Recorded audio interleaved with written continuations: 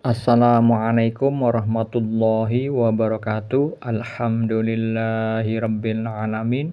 Allahumma sholli ala sayyidina Muhammad wa ala ali sayyidina Muhammad.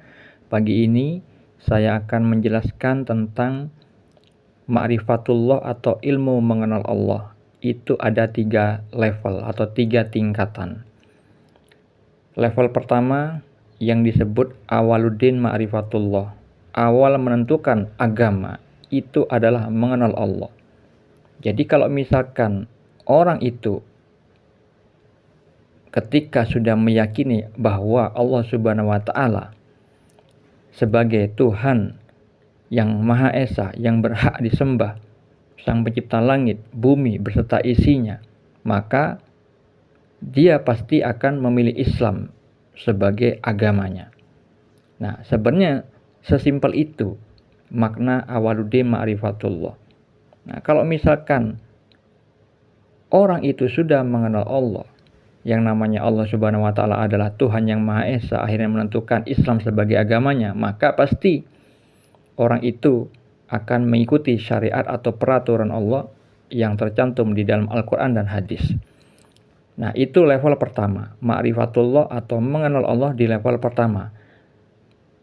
Yang mana hal itu disebut seorang muslim, level muslim. Keyakinannya berdasarkan ilmu.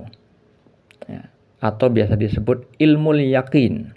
Yakinnya kepada Allah karena membaca ilmu secara tekstual di Al-Quran dan As-Sunnah atau hadis-hadis Nabi. Yang kedua, ma'rifatullah di level pertengahan, yaitu ainul yakin, yakinnya kepada Allah, mengenalnya kepada Allah. Itu karena sudah mengamalkan ilmu syariat. Setelah mengamalkan ilmu syariat, akhirnya mendapatkan dampak, mendapatkan rasa di hatinya, merasa diawasi. Nah, ini level mukmin. Jadi level pertengahan ma'rifatullah di level kedua. Mengenal Allah sudah bisa merasakan. Ketika di awal tadi muslim meyakini karena membaca Al-Quran dan As-Sunnah, lalu dilanjutkan mengamalkan ilmu syariat yang sudah dipahami dengan benar, dengan niat yang benar, akhirnya ditarekatkan. Ya. Jadi bertarekat itu maknanya mengamalkan ilmu syariat dengan tata cara ngikuti tergantung gurunya.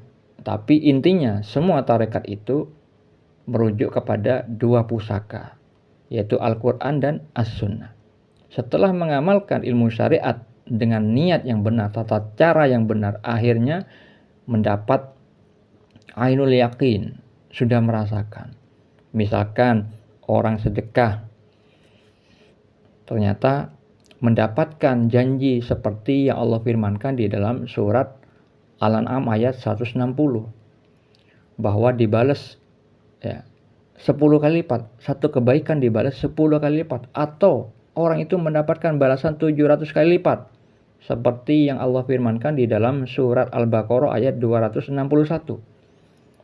Nah, setelah orang itu mengamalkan ilmu syariat di dalam kehidupannya, akhirnya mendapatkan bukti dari amalnya itu, akhirnya ainul yakin yang dirasakannya. Jadi sudah merasakan dampak dari amalan syariat yang sudah dikerjakan. Itu ma'rifat yang level kedua, level mukmin. Sudah mengetahui hukum dan mengerjakan hukum-hukum itu, mengerjakan syariat. Level ketiga yaitu hakul yakin. Hak, hak itu kebenaran hakiki. Jadi yakinnya itu berdasarkan kebenaran hakiki. Yakin dari Allah. Jadi mengetahui Allah, mengenal Allah dari Allah itu sendiri. Nah, ini levelnya ihsan. Seperti yang disabdakan Nabi ketika malaikat Jibril menanyakan tentang apa itu iman, apa itu Islam, apa itu ihsan. Jadi Nabi menjawab tentang ihsan itu adalah orang yang sudah bisa seolah-olah melihat Tuhan di dalam beribadahnya. Jadi seolah-olah melihat Tuhan itu maksudnya adalah menyaksikan dengan mata hati, dengan musyahadah, samudera penyaksian mata hati, bukan melihat dengan mata lahiriah. Jadi yang dilihat itu adalah asma-asma Allah, sifat-sifat Allah, af'al Allah atau perbuatan Allah, kudrah dan iradahnya Allah dalam tiap-tiap segala sesuatu. Ya, terkait dengan firman Allah di dalam Al-Quran, pengetahuan Allah meliputi segala sesuatu. Di dalam surat yang lain, ilmunya Allah meliputi segala manusia. Jadi orang yang sudah musyahadah itu di level ihsan sudah bisa menyaksikan asma-asma Allah, sifat-sifat Allah, af'al Allah pada tiap-tiap segala sesuatu yang Allah ciptakan. Akhirnya dia takjub, sering menangis karena Allah ketika disebut gemetar hatinya. Nah, level ini hanya terjadi kepada para kekasih Allah, bukan orang menengah, bukan orang awam, bukan orang muslim. Jadi level muslim, level mukmin itu tidak mengalami ini. Yang mengalami ini hanya orang yang ihsan, yang ibadahnya ikhlas lillahi ta'ala. Tidak ada lagi niat untuk memperoleh balasan dunia dan akhirat. Karena apa? Allah berfirman di dalam Al-Quran, tidak diciptakan ya, hati itu tidak diciptakan hati itu dua rongga. Ya. Dua rongga di dalam hati itu tidak ada. Jadi kalau hati itu mencintai dunia, maka dunia saja isinya. Kalau misalkan hati itu isinya akhirat, beribadah untuk selamat dari neraka dan mendapatkan surga, maka hanya itu saja dapatnya nanti. Tapi orang yang sudah di level ihsan itu hanya mencintai Allah semata-mata, mencapai keridhaan Allah semata-mata. Jadi nanti surganya itu berbeda-beda, saudaraku. Jadi orang yang levelnya ibadahnya untuk memperoleh surga selamat dari neraka, maka di akhirat nanti surganya tidak bisa melihat zat Allah. Hanya orang yang sudah musyahadah ketika di dunia ini bisa mencapai level itu, maka itulah nanti surga yang di dalamnya hanya yang bisa mendapatkan fasilitas melihat zat Allah. Sebagaimana Nabi Muhammad bersabda, nantinya itu bisa melihat Allah dengan jelas seperti melihat bulan purnama. Jadi bukan melihat zat Allah itu berupa bulan purnama, bukan. Maksudnya sejelas, contohnya kita melihat bulan purnama sejelas itu gitu loh. Jadi tidak ada samar-samar. Jadi seperti itu di level musyahadah.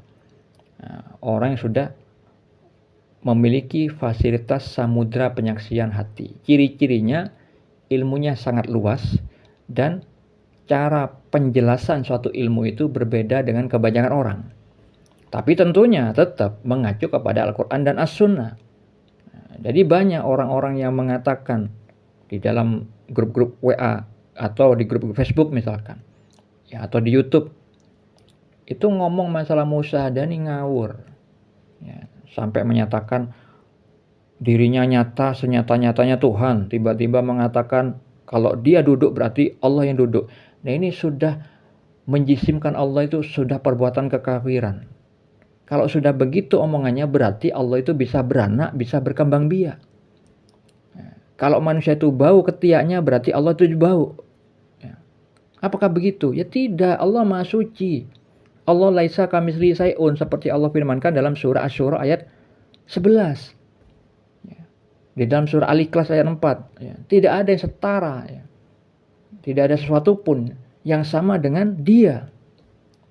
Nah, jadi kalau misalkan ada orang sudah membahas tentang ilmu hakikat, mengatakan batang tubuh kita, batang tubuh Muhammad, terus nur kita, nur dari Allah, nah, itu sudah lewati saja.